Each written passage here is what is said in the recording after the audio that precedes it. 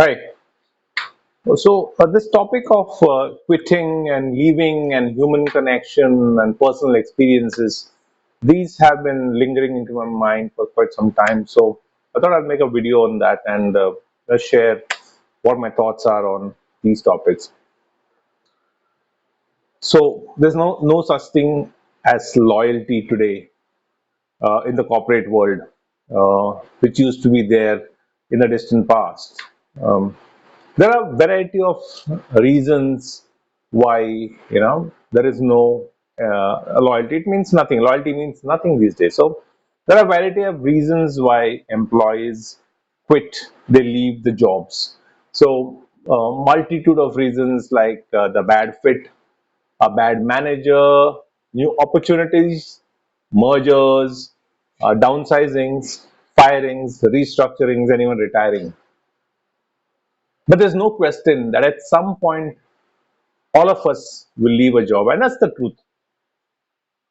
So the bigger issue is not why, but how we leave, how we leave a job, how we leave a role, how we leave an organization, and what legacy we leave behind. So whether we choose to leave a job, or we are asked to leave a job, it is a form of loss, and thus involves a process of grief. Many of us say there's no grief in leaving a job, but it is an emotion. So, whether you choose to leave a job or whether you're asked to leave a job, it's a loss, and so any loss, personal losses, involves a process of grief. Too often, the focus is on moving to the next role without acknowledging that something is ending, and processing all our conflicting emotions. Processing all our conflicting emotions is another cup of tea. It's another ball game. When it is our choice, we go through, of our choice of leaving a job, we go through a process of disengagement while we are still in the organization. But if it is, restructuring, or we are asked to leave, or it's a retirement, it's like a band-aid being ripped off and your world changes completely and immediately. So there are jerks. So there is yet another reason why people quit: being sidelined or forced to quit despite the blood, sweat, and tears put in, just because the manager or hates you as competition. It can be an internal torment. So of late, a lot of cases are coming up. When we get to hear that because there is a threat to the manager's chair, the manager sidelines the employee. So that's another reason why people leave. So what is prime in this is understanding that there's going to be emotions, and employees go through all the stages of grief, whether it is a slow partition, a slow separation, or an immediate separation. Grief is there, so that's something that we need to accept. The first 2 weeks, we operate in a state of shock. That is, it affects the eating, the sleeping, the life as usual. It's not normal. And then after it has sunk in, the employee dives into a job search, booking networking meetings. It is about the third week when you actually hit a low. This is it's like hitting a wall. It's slow, and this usually happens if there is a slowdown in the opportunities and the opportunities are not fructifying.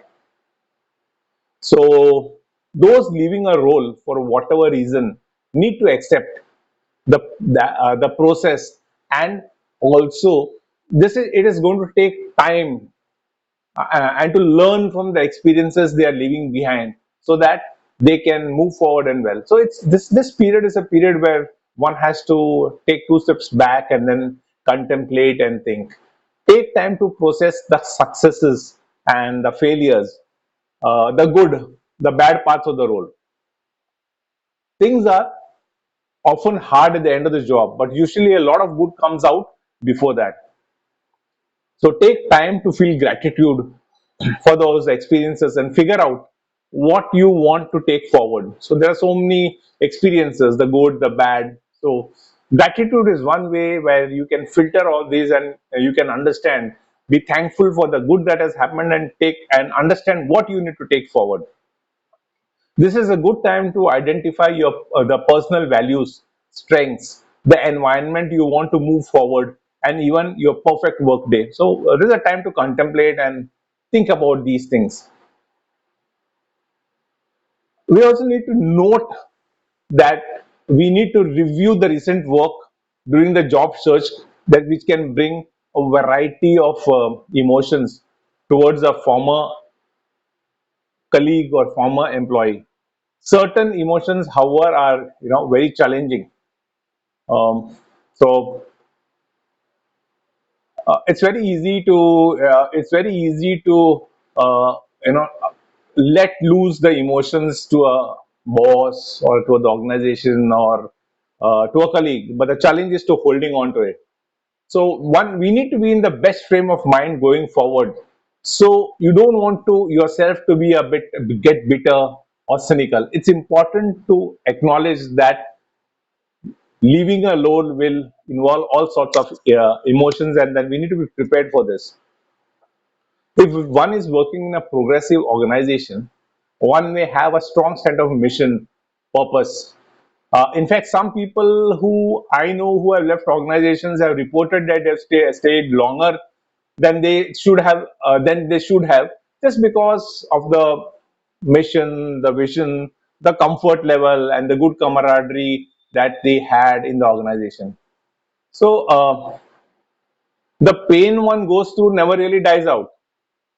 So it's very important for us to understand what this process, this emotional process brings out, the conflicts in it. So it's very important for us to gauge, to understand, to acknowledge, and then move on. And then move on to a role that we wanted to, and where there is going to be learning as well as earning, and there'll be some benefits in terms of closeness or the next career move. So the pain one goes through really never dies out, but that's very important. So this is my experiences. Uh, these have been my experiences, especially in the when I, my last job I left after 24 years. So I've been uh, asked to talk on this topic by a couple of people who read my LinkedIn post about trust. So that's the reason I thought I would post this one. Thank you.